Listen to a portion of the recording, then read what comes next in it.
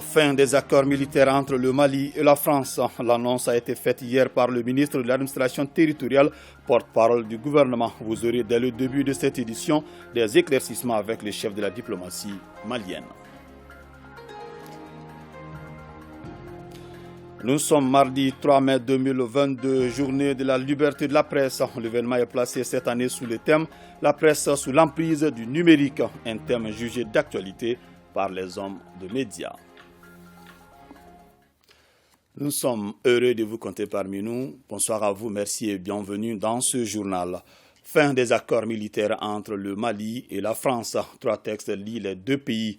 Le premier est le traité de coopération en matière de défense signé en 2014. Ce traité sera effectif dans 6 mois comme le prévoit le document. Les 2 autres accords sont immédiatement caducs selon les autorités de la transition.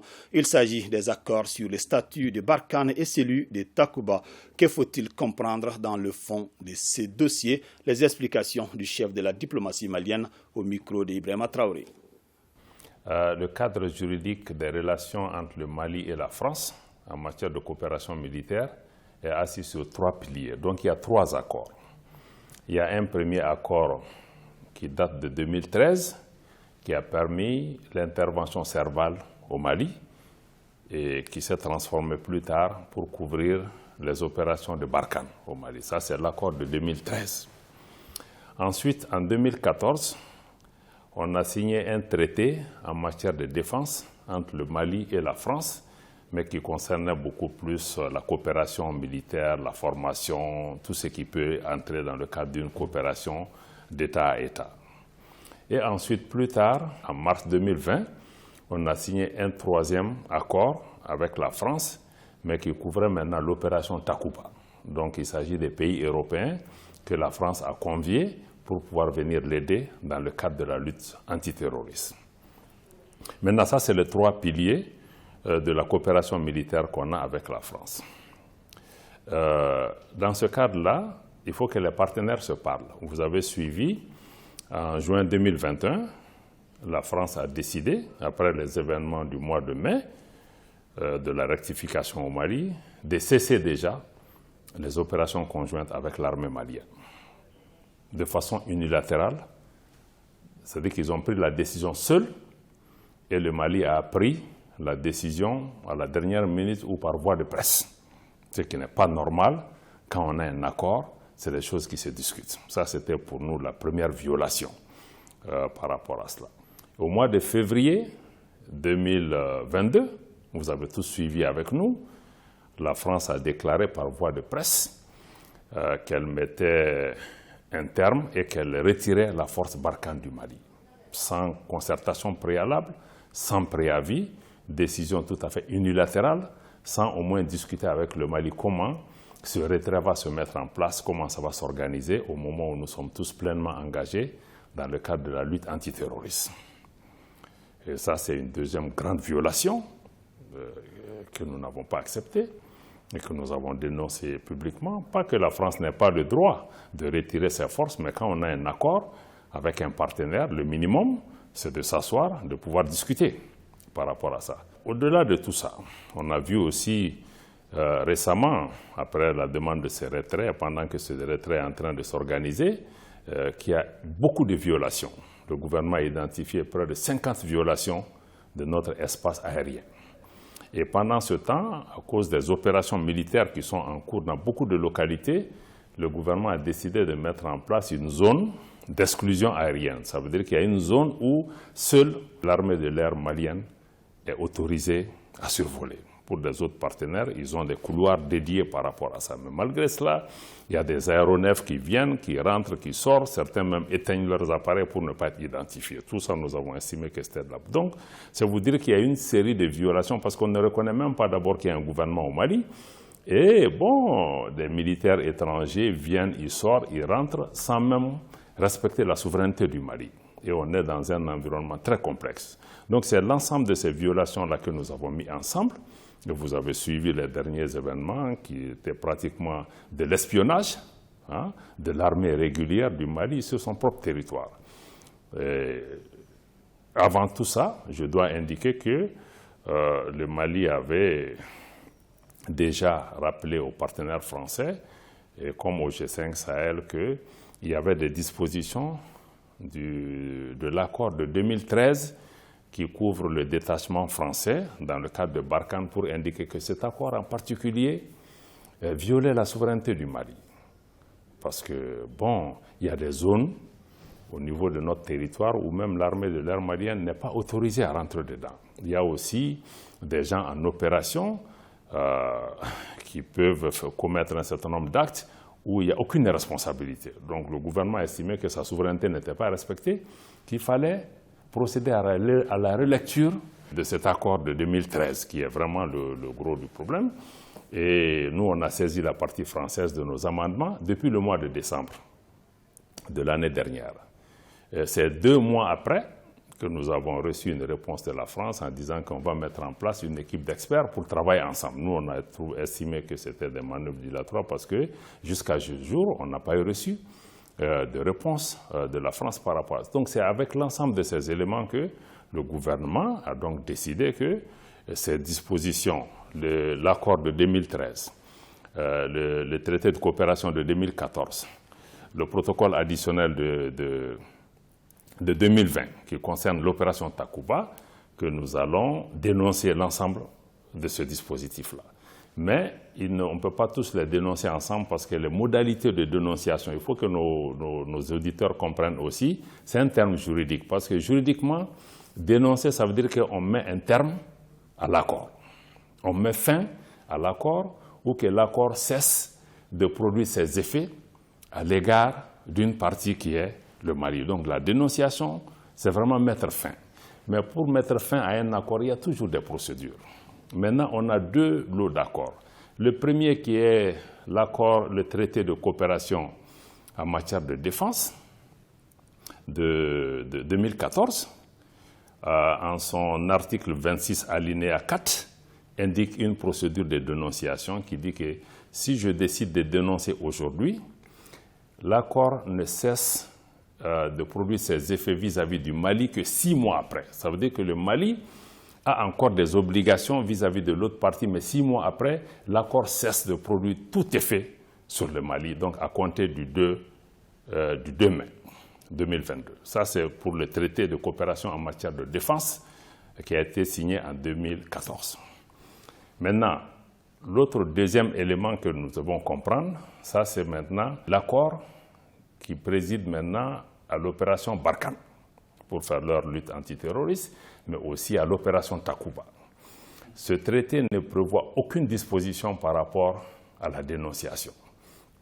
Mais le traité de Vienne sur le droit de traité dit clairement, même si une convention ne prévoit pas de façon expresse une procédure de dénonciation, quand à travers le comportement d'une partie ou quand une partie procède aussi à des violations comme flagrantes, comme nous l'avons indiqué, des mesures unilatérales qui ont été prises, nous avons absolument le droit de mettre fin à ce traité, ce que nous avons fait. Donc à compter du 2 mai, l'accord qui concerne Barkhane et l'accord qui concerne Takuba cessent de produire leur effet vis-à-vis du Mali. Donc ce sont ces 2 éléments que nous devons comprendre.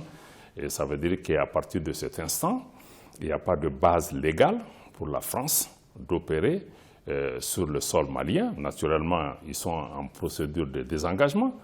Cette procédure peut être organisée. Mais quoi qu'il en soit, quoique tout ce qui se fait dans le territoire d'un État souverain doit être discuté et convenu avec l'État qui est en place, qui, de façon tout à fait responsable, veillera à ce que les choses se fassent en bon ordre, mais se fassent aussi dans le temps que le gouvernement souhaite adéquat pour pouvoir aller de l'avant. Parce qu'on ne peut pas être dans une posture d'hostilité vis-à-vis du Mali, à l'interne comme à l'extérieur, et aussi pouvoir bénéficier de l'ensemble des droits de circuler librement sur le territoire malien.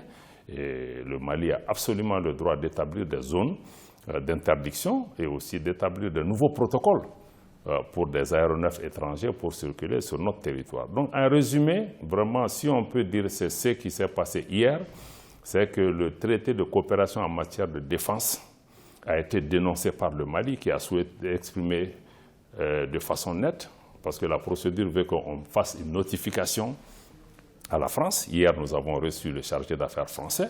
Cette notification, à travers une note verbale, leur a été remise pour indiquer l'ensemble des éléments d'information qu'on vient d'indiquer. Donc, ce traité en matière de coopération en matière de défense, dans 6 mois, cessera de produire des effets vis-à-vis du Mali. Maintenant, l'accord qui concerne Barkhane et l'accord qui concerne Takuba, il a été mis fin déjà par rapport à cela. Donc c'est ce que nous essayons d'expliquer pour que nos concitoyens comprennent cela et que le Mali est en droit, vu les violations multiples par rapport à sa souveraineté et aux dispositions de ces accords, parce qu'il y a des éléments dedans qui sont attentatoires à la souveraineté du Mali. Et je crois qu'aujourd'hui, nous souhaitons que les uns et les autres comprennent ce qui a été décidé par rapport à cela, malgré le jargon juridique qui existe, mais je crois que c'est ce qu'on doit retenir aujourd'hui et que notre pays avancera et nous devons faire confiance à nos forces de défense et de sécurité pour assurer la sécurité du pays. Ils sont en pleine opération et le Mali continuera à garder la porte ouverte à la coopération avec toutes les nations qui le souhaitent, mais dans le respect mutuel, mais aussi dans le respect de la souveraineté de notre pays et de notre désir d'œuvrer à la paix, à la sécurité et à la tranquillité de nos compatriotes, mais aussi à travailler avec l'ensemble de nos pays voisins qui inscrivent leur action dans ce cadre. À l'instant, le chef de la diplomatie malienne, dans son intervention, portait sur la fin des accords militaires entre le Mali et la France. Deuxième jour après la fête de l'Aïd el-Fitr, l'une de nos équipes de reportage s'est rendue dans certains services publics et privés pour constater la reprise.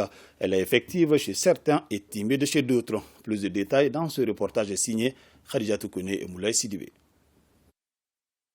C'est dimanche dernier que la communauté musulmane a fêté l'Aïd el-Fitr, appelée fête de Ramadan.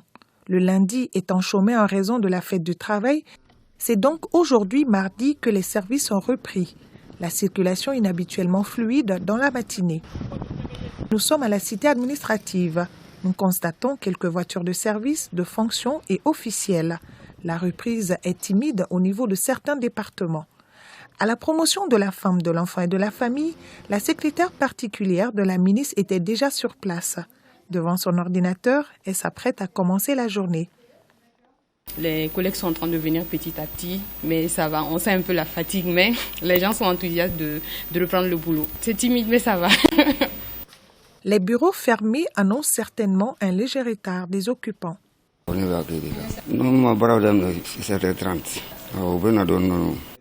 Notre visite nous a également conduits au ministère des Affaires religieuses, du culte et des coutumes et au ministère en charge de l'emploi et de la formation professionnelle. Les premiers responsables étaient déjà présents, le quotidien avait déjà même commencé, le briefing pour certains et des réunions matinales pour d'autres. J'ai donné les consignes qu'on reprend aujourd'hui, ce matin, à l'heure indiquée. Nous sommes en réunion de débriefing, donc ça se passe très bien. Tout le monde est sur place. J'ai constaté, avec le secrétaire général de CECAP, les gens sont sur place. Moi, quand même, je suis là depuis 6 heures. Quand je rentrais, c'était un peu timide, là. Mais je crois qu'à 8 heures, les gens ont commencé à regagner les bureaux. On va quand même leur dire que vraiment, il faut quand même venir toujours à temps, même si c'est après la fête. Surtout, on a eu un temps de grâce, et un jour après la fête, le président nous a gratifié ça. Donc, je crois que c'est suffisant pour venir avec l'énergie au travail. Au ministère de l'Industrie et du Commerce, le chef du département semble arriver depuis 6 heures. La reprise elle est totale, quand même. La fête elle est derrière nous maintenant. On souhaite seulement vraiment joyeuses fêtes, bonheur, prospérité pour le peuple malien. Le travail va recommencer comme on l'a laissé, avec les plus grands défis. La même atmosphère prévaut au ministère de la Sécurité et de la Protection civile. Sur place, le personnel étant en briefing matinal. Les fêtes et tout ce qui se passe, on est obligé vraiment d'être dans la rue tous les jours et surtout toutes les nuits pour suivre la situation sécuritaire. Donc la reprise, il n'y a pas eu de rupture et on ne peut pas parler de reprise chez nous parce que c'était une continuité. Mais qu'à cela ne tienne, on est là. À la BESIC, Banque sahélo-saharienne pour l'investissement et le commerce, tout comme au Kafo-Djirino, la reprise est effective dans ces établissements bancaires. Bien que l'affluence soit timide au niveau des guichets, le personnel était présent. La reprise, elle est effective ici. Sur le plan de la présence du personnel et aussi sur le plan de la fréquentation de nos guichets, mais qui est timide. Mais ça s'explique par les activités de la fête qui traditionnellement prend quelques jours, même s'il y a eu une journée le lendemain de la fête qui a été fériée, mais c'est vraiment très timide à ce niveau. Mais en ce qui concerne le personnel, voilà, tout le monde est là, excepté ceux qui ont une autorisation à cet effet-là. La reprise, elle est effectivement à notre niveau. C'est vrai qu'au niveau de... Nous sommes dans l'espace clientèle. Il n'y a pas assez de clients ce matin. Au niveau du guichet, le service est opérationnel. Vous avez tous les caissières et guichetières sont sur place. À l'ORTM, point besoin de signaler la reprise, car pour la passion du service public, ces hommes et ces femmes travaillent sans relâche afin d'informer, sensibiliser et divertir les Maliens.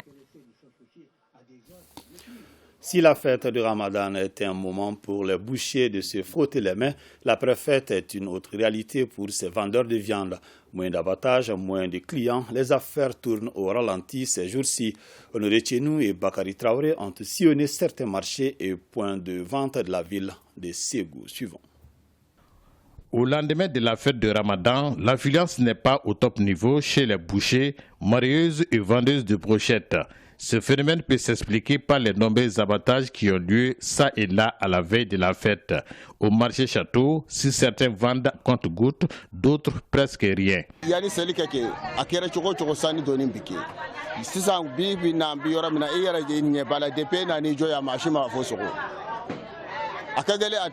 Par rapport à la rareté de la clientèle, les avis sont divergents. Nantilala Salikola, c'est ça. Il y a des mois qui ont récupéré Kassegi Kana. Il y a dépensé Chayara. Ah, Galia est de Donimbe. Notre niveau est bé. Ma folle m'imbaye au boucher. Il baille au dos bé, il baille Kassa et faire Chorodela. Même réalité pour les vendeuses de brochettes. Série de Gustave Flana. Samba sur le Sogo Tobi Mochamambolo. Donc, Souye Dondoni. Ate ina Fokorolou. Pour ce deuxième jour de la préfète, Mme Maïga a voulu se ravitailler en poisson frais, histoire de changer de main.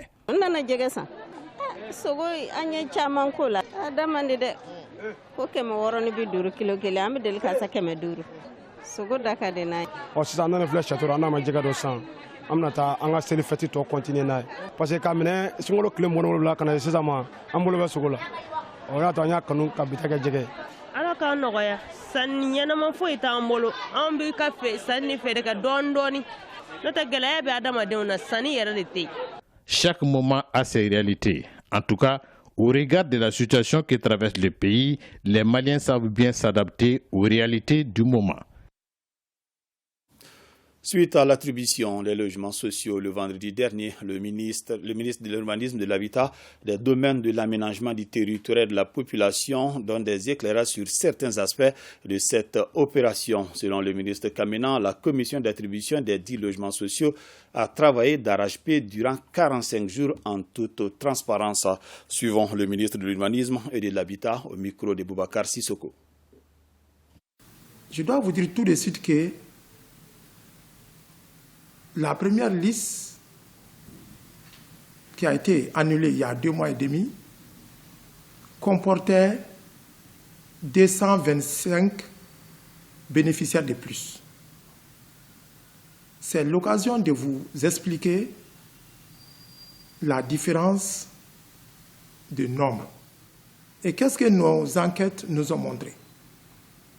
Nos enquêtes nous ont montré tout simplement que la plupart de ces personnes avaient des notifications signées par des agents de l'Office malien de l'habitat, des agents indélicats de l'Office malien de l'habitat. Ces notifications prévoyaient que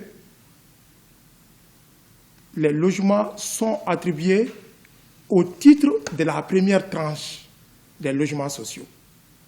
Première tranche dont la liste a été publiée en 2019. Mais si vous regardez la liste de la première tranche, vous n'allez pas retrouver les noms de ces personnes détentrices de ces notifications litigieuses. Et nous avons pu recenser 187 personnes environ. Et nous avons la copie de ces notifications litigieuses. Mais après vérification, ces notifications se sont avérées purement et simplement fausses. Des agents de l'Office malien de l'habitat sont sous mandat de dépôt. Un autre agent a quitté son poste et il est introuvable. L'enquête est toujours en cours. Nous allons engager une procédure pour expulser tous ceux qui ont des fausses notifications de la première tranche et qui se trouvent aujourd'hui dans des logements sociaux qui doivent être attribués au titre de la deuxième tranche. Par précaution, la commission a décidé tout simplement de ne pas attribuer ces logements qui sont aujourd'hui illégalement occupés pour éviter toute confrontation entre les nouveaux bénéficiaires et les personnes qui occupent illégalement ces logements. Donc c'est la raison principale de la diminution du nombre de logements attribués. Nous avons une autre raison. Nous avons quelques logements qui ne sont pas totalement terminés et qui ne peuvent pas faire l'objet d'attribution. Lors de la saisie, nous avons pu, après la publication de la liste, constater quelques erreurs sur quelques noms. On m'a rapporté 3 cas. Donc les 3 cas qui ont été rapportés, ces 3 cas, ce ne sont pas des bébés. Ce sont des adultes. La presse sous l'emprise du numérique, c'est le thème choisi cette année pour la célébration de la Journée mondiale de la liberté de la presse. Le thème est jugé d'actualité par les acteurs du monde des médias. Le numérique a révolutionné la diffusion de l'information, mais les professionnels sont unanimes qu'il y a des inconvénients dans son utilisation. Salima Tandao.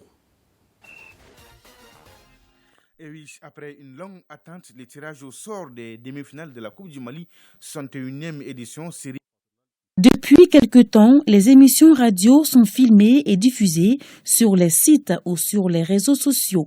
Aujourd'hui, la présence du public sur le web est grandissante. Pour garder leur audience, les médias traditionnels n'ont pas d'autre choix que de s'adapter à l'évolution du numérique. Aujourd'hui, l'écrasante majorité de la population dispose d'un smartphone qui lui permet d'avoir accès aux informations. Et aujourd'hui, le journalisme qui est l'âme de l'information et le journaliste qui est le vecteur essentiel d'information des populations n'est pas utiliser ce support numérique. La digitalisation de la presse, une aubaine qu'il faut saisir selon les acteurs. Les Maliens qui sont hors du pays parviennent à nous suivre à travers le numérique aujourd'hui. Ça, c'est vraiment un grand avantage et ça nous permet, nous aussi, d'occuper l'espace et aussi de toucher le maximum de public. Il y a certains qui sont loin du pays, qui ont quand même besoin de lire nos journaux. Donc nous avons voulu vendre nos PDF. Nous vendons nos PDF à ces gens-là qui se trouvent loin du pays. Et ils s'abonnent, ils payent. C'est un format numérique. Voilà, ils s'abonnent et ils payent par an. Ça nous permet de ne pas envoyer encore les journaux dans ces pays-là. Sur ce point, ça nous arrange. C'est suite à l'évolution du numérique qu'est née la presse en ligne. Aujourd'hui, des dizaines de sites web proposent des informations de tout genre aux internautes. Le numérique est devenu incontournable, tout simplement parce qu'il y a la spontanéité et aussi il y a l'accessibilité. Parce qu'avec le numérique aujourd'hui, peu importe l'endroit où on se trouve et le moment où on est, on a accès à l'information. C'est la partie pratique au fait du numérique et la partie où on évite aussi la perte de temps. Et avec le numérique, généralement, les informations sont beaucoup plus smart, sont beaucoup plus courtes. Donc, ce qui fait qu'on a la quintessence de l'information dans tout ce qu'on veut. Rapidité, accessibilité, plus de visibilité pour les médias, autant d'avantages qu'apporte la digitalisation de la presse. Cependant, les acteurs déplorent quelques inconvénients en la matière. Le contenu était utilisé par des médias numériques. Alors, on le faisait sans le savoir. Et c'est vrai qu'on avait aussi pensé en son temps que ça faisait la promotion de nos journaux. Jusqu'à ce que nous avons été surpris de constater qu'on est en train d'alimenter une concurrence déloyale vis-à-vis de nos organes. Certains sites qui prennent nos articles sans nos avis, ils sont capables de prendre les journaux papier, transcrire nos articles et puis mettre ça sur les sites. Et ça crée une sorte de mévente au niveau de nos journaux. Il y a un problème aussi au niveau de nos abonnés, au niveau même du numérique, des PDF. Quand ils achètent les numériques, ils donnent ces numériques-là encore à d'autres personnes. Donc du coup, au lieu que 10 personnes achètent nos journaux, on va trouver qu'il y a juste une seule personne, un seul abonné qui s'abonne, mais qui donne le journal à plus de 100 personnes. C'est difficile aujourd'hui de pouvoir sécuriser, surveiller toute la sphère du numérique. C'est la plus grande difficulté. Il faudrait peut-être qu'on essaie de spécifier en termes de législation et même en termes de sanctions, en termes de dérives. Et essayer de vraiment amener les gens à comprendre, déjà, à travers la sensibilisation, deux, en encadrant confortablement le secteur à travers des lois qui sont propres au numérique. Pour le président de la Maison de la Presse, le plus difficile, c'est comment diffuser la bonne information sur les plateformes, dont l'une des particularités est la spontanéité. Il faut vérifier, il faut contrôler, il faut recouper avant d'informer. Or, aujourd'hui, tout le monde est pressé et les informations sont données. Malheureusement, ces informations ne sont pas toujours de bonnes informations. Et c'est là que la responsabilité du journaliste devient beaucoup plus grande. Il ne faut pas perdre de vue les règles élémentaires de la vérification, de l'impartialité, surtout dans le traitement de l'information. Et il est important que nous nous donnons la main pour que les textes que nous avons proposés pour la relecture du monde des médias soient adoptés. C'est avec ces textes qu'on peut avoir un environnement assaini. Le président Bandicou Dante, en ce jour dédié à la liberté de la presse, demande à ses confrères de continuer à informer librement, mais dignement et proprement. Nous restons dans la dynamique de la Journée mondiale de la liberté de la presse. Pour magnifier cette journée, notre rédaction s'est intéressée aux journaux papier. D'une part, la numérisation a été une valeur ajoutée dans la vulgarisation de ces journaux et d'autre part, elle a joué sur le revenu des revendeurs. Suivant Koumba Sissé et Mohamed Sidibé. Il est rare de voir les jeunes générations acheter un journal papier pour s'informer. Les abonnés des journaux sont principalement des services publics et privés et les personnes des deuxième et troisième âge. Malgré la distance, ces dernières viennent elles-mêmes acheter leurs journaux ou en cas d'empêchement, elles envoient quelqu'un. C'est le cas de Karamoko Soso Diara.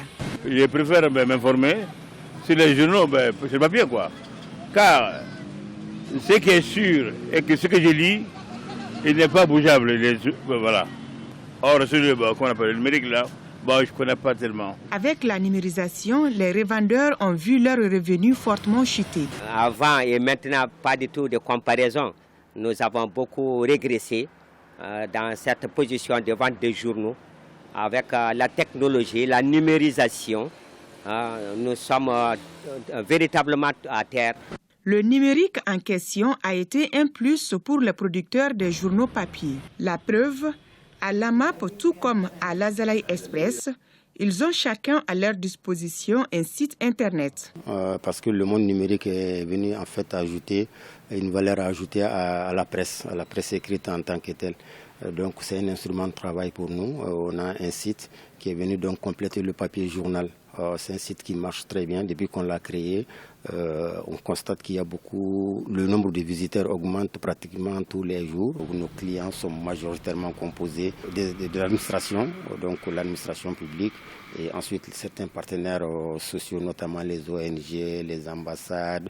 Et c'est surtout par abonnement que l'essor marche beaucoup. Quand vous prenez Azalea Express, nous avons un site internet, au-delà du journal papier.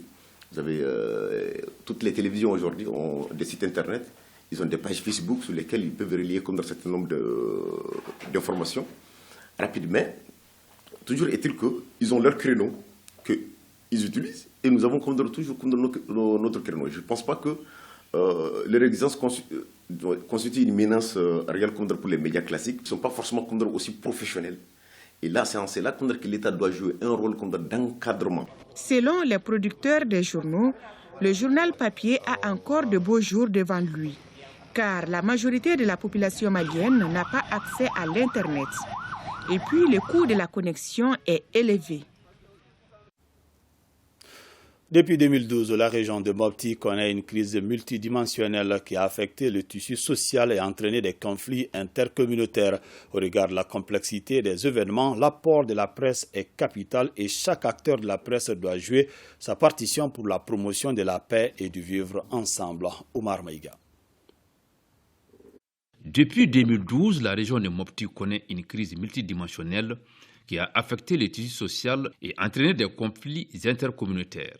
Au regard de la complexité des événements, l'apport de la presse est capital et chaque acteur de la presse doit jouer sa partition pour l'émergence d'une paix durable et du vivre ensemble entre les communautés. Le rôle que les radios jouent dans notre circonscription administrative n'est plus à démontrer. Comment traiter l'information en période de crise, quelle information il faut diffuser, qu'est-ce qu'il ne faut pas diffuser, pourquoi diffuser telle information et pourquoi ne pas la diffuser. Heureusement, jusqu'à l'heure où je vous parle, il n'y a pas une radio dans la région de Mopti qui s'est impliquée dans cette crise intercommunautaire pour soutenir telle ou telle communauté. Depuis les événements de 2012 jusqu'à aujourd'hui, la radio Sagan a pris un certain nombre d'initiatives, en initiant en tout cas des émissions thématiques à travers les débats, les tables rondes et des émissions interactives pour en tout cas sensibiliser la population et informer la population et surtout cultiver le sens du patriotisme même auprès de la population pour en tout cas apaiser la tension, en tout cas pour appeler la population vers l'unité et la cohésion sociale. La Journée mondiale de la liberté de la presse offre l'opportunité aux acteurs et hommes des médias impliqués dans la gestion et la résolution des conflits de faire un diagnostic sans complaisance de la place et du rôle que doivent jouer les médias de façon générale et en particulier dans les régions de Mopti et de Banyangara. Par rapport à la situation actuelle, ils échangent des expériences et après cette phase de renforcement, ils sont très actifs dans la sensibilisation de la communauté. Parce que beaucoup font de l'amalgame par rapport à la situation actuelle. À un moment, on a voulu amener ce conflit sur la ligne ethnie, à savoir Peul-Dougon, mais finalement les gens ont compris que ce n'était pas vrai. Et dans cette prise de conscience, particulièrement les médias de Banyangara ont été très actifs. L'ORTEM et les autres presses qui sont là ont joué en tout cas leur part dans le rétablissement de la cohésion sociale et le vivre ensemble. S'il ressort que les hommes des médias sont à l'avant-garde du combat pour l'émergence de la paix, la cohésion sociale et le vivre ensemble, force est de reconnaître que le traitement de l'information est diversement apprécié. Ce sont les médias en ligne qui commettent beaucoup d'erreurs. Il s'agit des vidéomans et des pseudo-activistes. Parce qu'aujourd'hui, nous sommes dans tellement le Mali est fragile. Quand on traite une information, l'information doit être revue de façon professionnelle. Malgré cette crise qui se vit, malgré les menaces qui pèsent sur la population, ces hommes et ces femmes des médias sont en train de faire en tout cas de leur mieux pour informer la population, les sensibiliser, pour ne pas qu'on tombe surtout dans l'amalgame. La Journée mondiale de la liberté de la presse et la liberté d'expression permettent d'informer les citoyens sur les atteintes portées à la liberté de la presse, mais aussi les amener à faire une évaluation sans tabou du rôle et de la place de la presse dans les régions de Mopti et de Banyangara. À la faveur de cette date anniversaire du 3 mai 2022, nous pouvons encourager et développer des initiatives en faveur de la liberté de la presse, mais également évaluer l'état de la liberté de la presse à travers les pays. Pour fermer cette fenêtre dédiée à la Journée mondiale de la liberté de la presse, allons à la rencontre de certains citoyens et professionnels de la presse.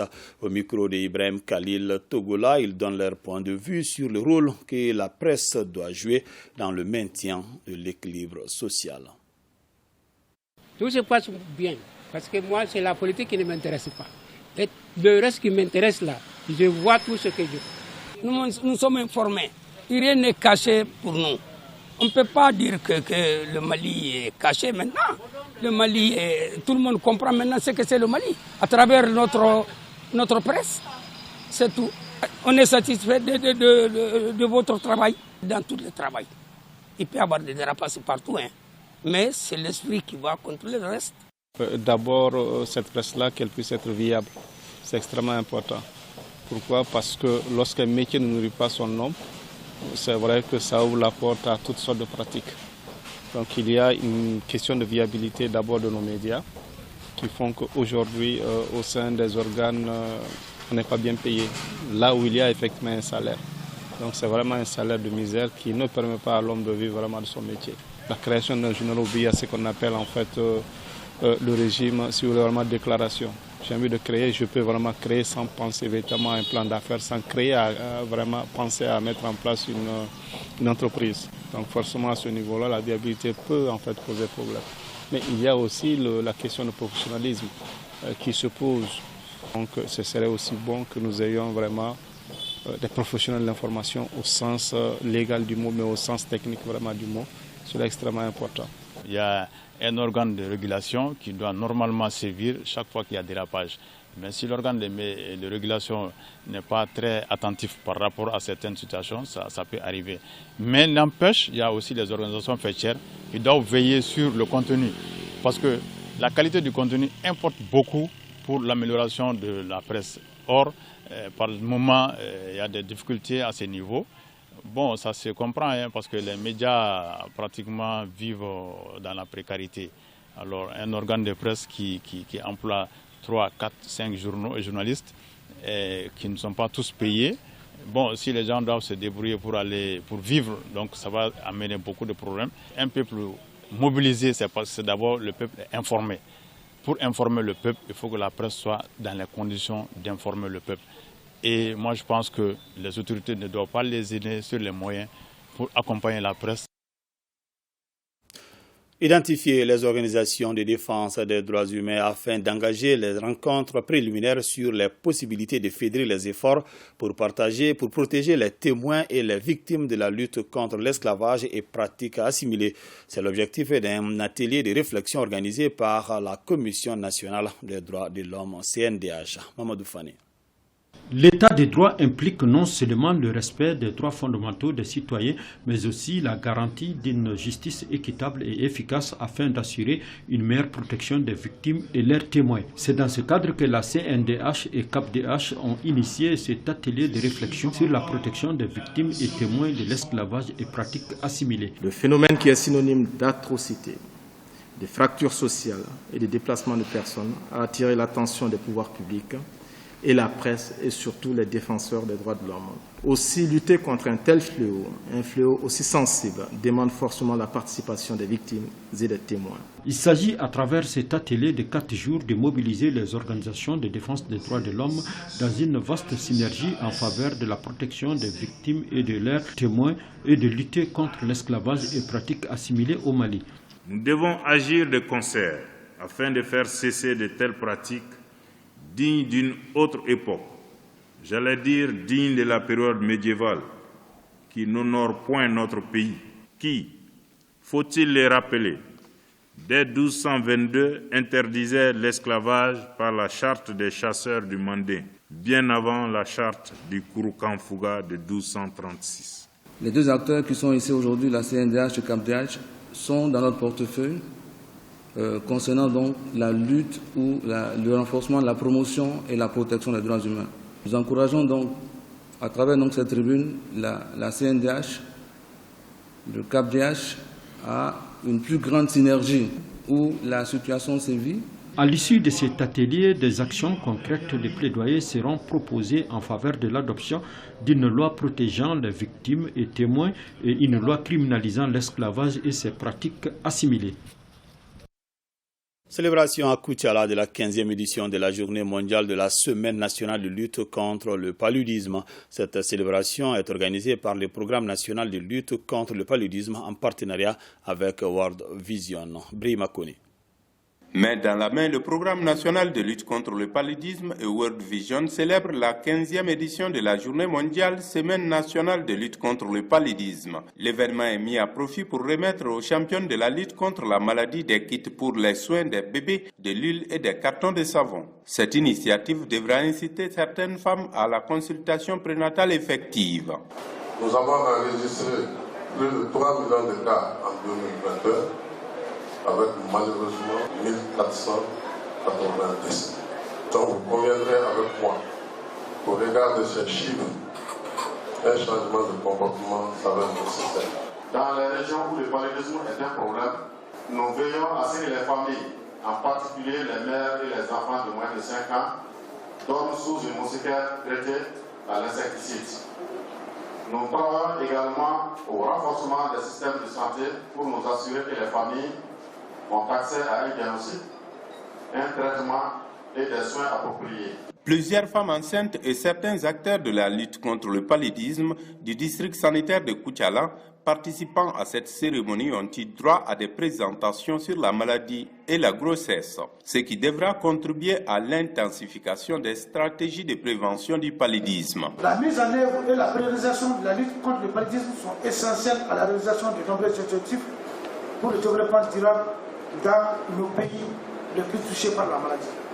Aussi, sans réduction significative du fardeau du paludisme, les autres objectifs seront difficiles à atteindre, notamment ceux ayant trait à la mortalité infantile et à la santé maternelle. Cette cérémonie est une opportunité pour inviter les partenaires locaux du district sanitaire de Koutiala à une synergie d'action conformément au thème de l'édition 2022 de la Journée mondiale de lutte contre le paludisme intitulée « Innover pour réduire les charges du paludisme et sauver des vies ».